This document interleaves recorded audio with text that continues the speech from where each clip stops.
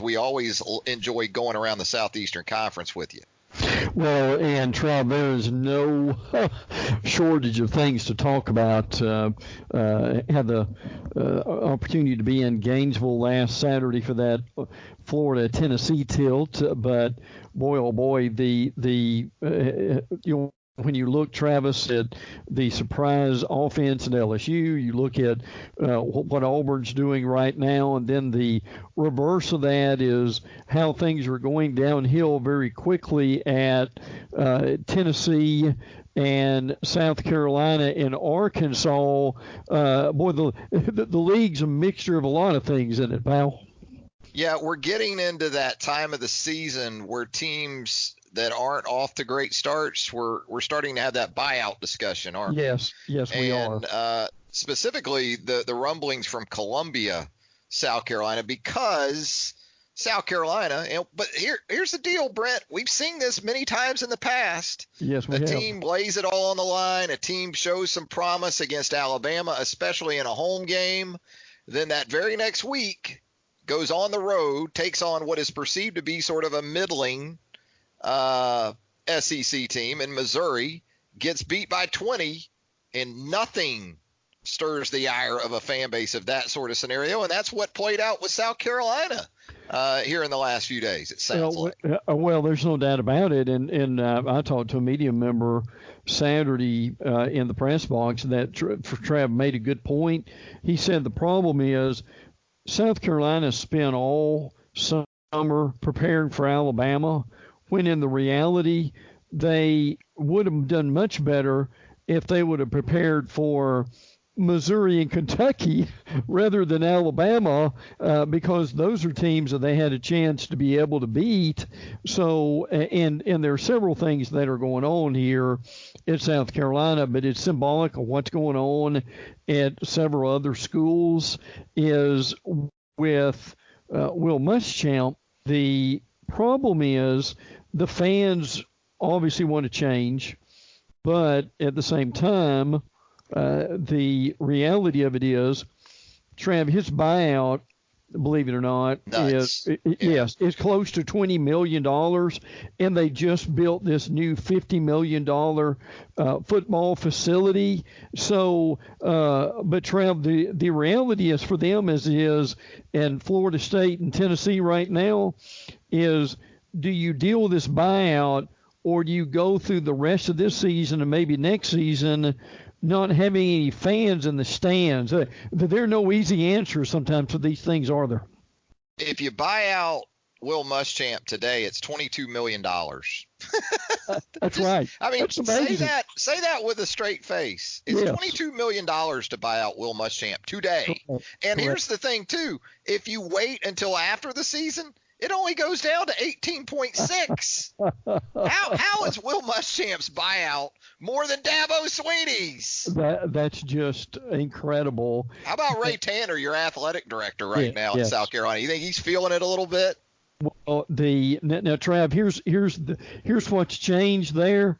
Ray, in the beginning of the year, or after that North Carolina loss in the opener, said that we're sticking by our coach. He was asked on Saturday about Will Muschamp's future. Ray Tanner had no comment. Yeah, well, I don't think Ray should talk much at all. If Ray was agreeable to the buyout terms, and boy, you talk about a Jimmy Sexton special, huh? Yes. Wow. Yeah. How about that? 18.6 after the season to buy out Will Muschamp. Yeah. And Trav, here's the other thing, that Tennessee and Florida State are basically in the same situation. And particularly you've got a Florida State team that the official attendance was 46,000. The people we've heard from who were there said it was closer to 20,000 in the stands for that win over Louisville. So they're in a much similar boat to Ray Tanner at South Carolina. Yeah, that Florida State crowd for Louisville on Saturday. Looked like if you got Lincoln and Godby high schools together and played them at Doak Campbell, that's about the size crowd you'd have for those two Tallahassee area high schools, I think, at Florida State's venue. But it's just mind-boggling. I kind of get it with Taggart because he was sort of a hot name and had been a head coach in South Florida and at Oregon. But what are you doing if you're Tennessee and South Carolina? I mean, Will's resume was that he was fired at Florida. And Jeremy Pruitt had never been a head coach before. Who were you really bidding against in terms of these buyouts with these guys, Brent? Well, and what these ADs will tell you, Trav, is, that's what the market demands. There's also a common sense factor in these situations too. And listen, another thing to kind of circle back to the games we're looking at this week, and this is something that you and I talked about a few months ago, is the season for your South Carolinas and Kentuckys and teams of that nature, and they play each other this weekend. Trevor, those are those 50-50 games, right, that we talked about, that your season's not determined if you beat Alabama. His season's determined if he beats Kentucky and Mississippi State. I mean, are we going to have multiple winless teams in SEC play this year in the league? I mean, is that what we're looking at? It's matching up. It's setting up that way. Yes. Arkansas is not beating anybody, in the Southeastern Conference. For a second straight year under Chad Morris, Arkansas is beating no one that it faces in SEC play, including Texas A&M this week. The Aggies are a 23-point favorite over the Hogs in Arlington, Texas. But I think we're looking at possibly multiple winless SEC teams because of how the scheduling sets up. You're going to have one from the East. You're going to have one from the East, and you're going to have Arkansas in the West. Tell me why I'm wrong about that. You're not at all. And listen, Arkansas right now, Trav, I'm not real sure who they can beat, if they can beat anybody at all. And the futility for them is actually worse than maybe you can almost argue for anybody in the conference. But what we're seeing over the last 2 or 3 years, it's even more pronounced this year, is you've got nearly half a dozen teams from the SEC in the top 10, but the bottom of the league is so rancid that it's almost historical with that. And we're also seeing situations where you've got Alabama and LSU who look like Big 12 teams on offense, and then you've got Auburn and Georgia who still look like SEC teams. The changes in the league over the last few years, Trav, are just enormous. Well, and the narrative that, hey, the SEC East starting to close that gap on the SEC West. I mean, look at that today in the SEC East with Kentucky winless in the SEC, Tennessee winless in the SEC. These were a couple of the teams that we were told, South Carolina. These were the teams that we were told going to close the gap. I'll tell you who loves all this, by the way. The two teams that love all this in terms of bowl pecking order when you look down the road, Mississippi State and Missouri. Because those are two teams that in typical years aren't of the quality that would bowl at the level they're likely to bowl at when all this is said and done. That's all Mississippi State and Missouri want is a Florida Bowl. Give them a Florida Bowl, and that's a national championship sort of caliber season for those programs. And Trev, if the NCAA's answer to the bowl ban is overturned sometime in October, Missouri. For Missouri, will those Missouri athletic officials be doing somersaults down the hall? Yeah, and Auburn, Texas A&M. I mean, these are teams that are gonna. Auburn and Texas A&M, unfortunately for those two, they get no break in the cross division scheduling. But teams like Mississippi State, and if Missouri can get that bowl ban lifted, nice bowl games coming up once again for Mississippi State and that level of team in the league right now. Because you're right, there's nothing in the middle. There is nothing in the middle, really, other than a team or two at this point. So that's why it's so important for, particularly Trav, like a team maybe like Kentucky that frankly still has a pretty good program.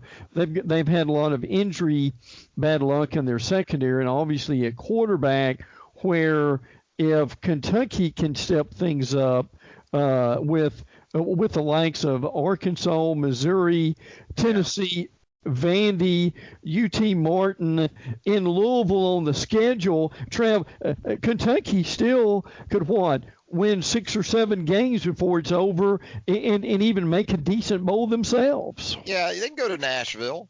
Sure.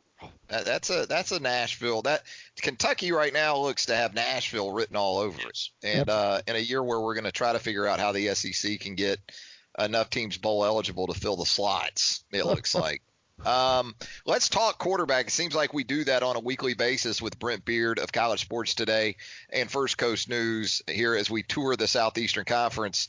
Helinski apparently now dinged up, beat up a little bit, coming off that Missouri game for South Carolina. Matt Corral with Ole Miss coming in here on Saturday. We saw John Rich Plumlee. Great name, by the way. If ever an Ole Miss quarterback was going to have a perfect name, John Rich Plumlee, I think, is it. Correct. But it's a reoccurring theme in the league at this point. The last team standing with a healthy quarterback may end up being the team to win the league. Fortunately, at the top of the conference with LSU and Georgia and Alabama, those 3 programs still have their guys, 3 of the top quarterbacks in all of college football, healthy and productive. But that's another overriding factor in all this is, the rest of the league. We saw Florida with Kyle Trask in his first career start, played pretty well against Tennessee on Saturday. You have to have your media guide out this year when it comes to the quarterback position in the league, Brent. Well, and listen, the deeper the teams, the better. And being at the Florida game on Saturday, Dan Mullen, and I thought this was pretty smart, not only did they play Kyle Trask, but Trav, they played Emory Jones. Now, Jones didn't do a lot, and they didn't open up the offense for him very much, but at least they got him on the field and shake some of the butterflies out of his stomach by doing that. And listen, the thing that's helped Florida, and believe me, there were a lot of Florida beat writers who said this in the press box at halftime that said, look, I'm not so sure that Kyle Trask isn't a better quarterback than Felipe Franks in that he makes faster, probably better decisions, and they seem to be in rhythm. Now to your point, Trev, it's one thing that do you have a capable backup, but could Florida actually have one that was even better than their starter to begin the season?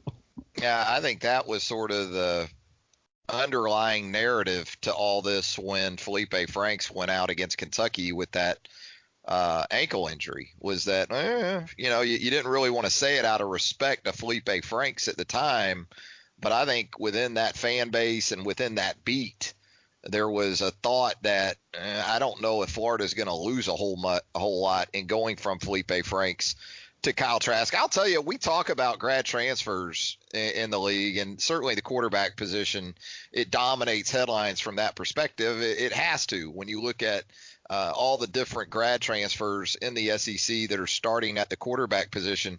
But the biggest addition for a team in the conference this year may have been Jonathan Greenard of Florida, yeah. Right? I mean, he has been outstanding on the defensive side of the ball for the Gators coming in from Louisville. Well, listen, they have got 20 sacks so far, and frankly are leading the nation in sacks. And so Greenard has been a tremendous addition for them and just stirring up havoc with the quarterback. And what he did this week was Zuinga Trav was out. He didn't play because of an ankle. He'll be back for Auburn. But then you think about that a little bit, and look, I realize, and they deservedly so, Auburn's front seven, and certainly that front defensive line deserves a lot of publicity, but you get Zuinga back, and with Greenard, and look, that Florida front seven can do a pretty good job themselves. They can. They really can. Now, we talk about the upcoming week. It sort of tells you what kind of week it is when Alabama Ole Miss is the 2:30 CBS game. Although, down on the plains, Auburn, Mississippi State has a chance to be pretty competitive. Again, though, with Mississippi State, you're looking at a quarterback situation. Tommy Stevens, who started the year behind center for the Bulldogs, did not play in Mississippi State's 28-13 win over Kentucky on Saturday. Garrett Schrader, the true freshman, continues to show some nice promise. Had a true freshman mistake or two in that game against UK. But I guess that's the biggest question, is the quarterback matchup, which is interesting in and of itself because, as we talked about and as we know, Auburn with a true freshman starter itself and Bo Nix, who, the numbers are interesting with Bo Nix because they don't blow you away. Right. But he seems to be doing what that team needs done to win games, and that sort of complimentary role for Joey Gatewood as the number 2 quarterback has worked out pretty well for Gus so far. Yeah, it really has. Now, obviously with Auburn, that defense covers a multitude of sins, and as good as it has been, and you're right, when you look at the numbers for Bo Nix, Trav, he's around a 50% passer, threw for a little more than 100 yards, but yet there was no question that Auburn was the better team, frankly, by 4. And again, a lot of that was defensively. Look, I'm going to be interested, Travis, in this game. One, will there be any letdown for Auburn? And 2, who's going to be the better running back? Will that be Booby for Auburn? And Trev, have people paid attention? And again, maybe it's the competition so far, but listen, Kylan Hill at State's a pretty good running back, is he not? Had 120 yards last week. And I'm not sure they will be able to do it, if they can run a little bit.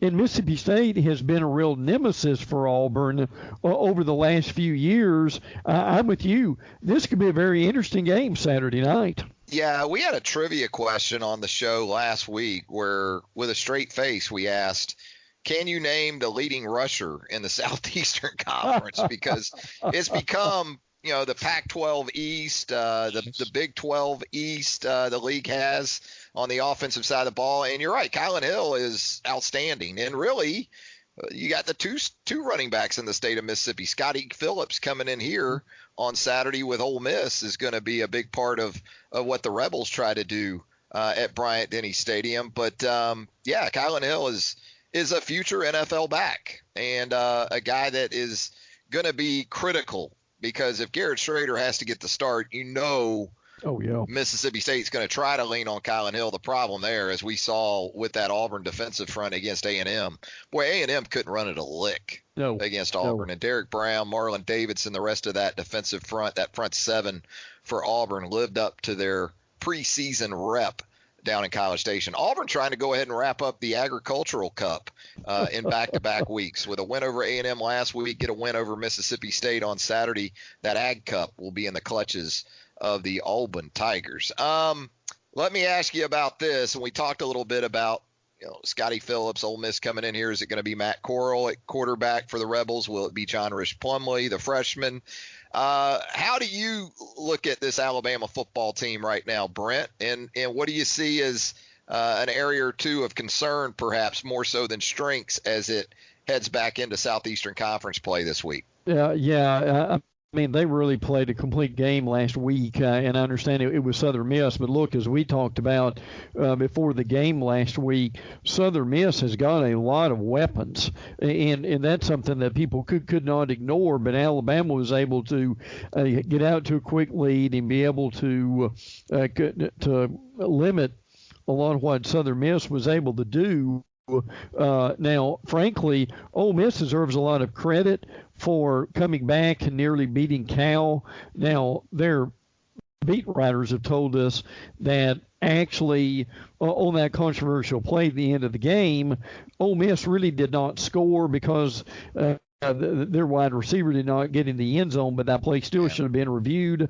And the other thing is, if Matt, and you mentioned this, if Matt Corral, Trav, if he can't run in Rich Rod's offense, that's really going to hurt them, and because I think Plumlee would struggle with Alabama's defense. I mean, obviously the areas of concern are still with that inside that young front seven for Alabama. I do think they're growing and maturing, and that's going to be a real plus for them when it comes to November. Still concerned about the kicking game with number one, them being healthy and kind of where that's going. I mean, I think Bama's able to win this game rather comfortably before it's over. But, something that you mentioned earlier in the year with particularly two quarterbacks was one was Matt Corral at Ole Miss, and the other particularly was Kellen Mond at A&M. Yeah. Because listen, Trav, it's apparent, as you mentioned, if those two guys can't run, it takes away a good chunk of their effectiveness, does it not? And when they can't, it really leaves their team one-dimensional. Yeah, Jimbo is really trying to NFL Kellen Mond up. Trying to make him more of the pocket guy and then lean more on a traditional run game with the backs. Well, the problem is when that A&M offensive line runs up on a front like Auburn, right, and can't muster anything with the backs on the ground, you've got to dial up more design runs for Kellen Mond, whether you want to or not. If you want to have any semblance of offensive consistency, Kellen Mond, Corral, guys like this, and I think Ole Miss isn't afraid to run the quarterback as much. I mean, that running back quarterback dynamic in Rich Rodriguez's version of the spread, the power spread, is similar to Auburn. Whether you want to run Bo Nix or not, you have to run Bo Nix in that Auburn offense. You have to run Joey Gatewood.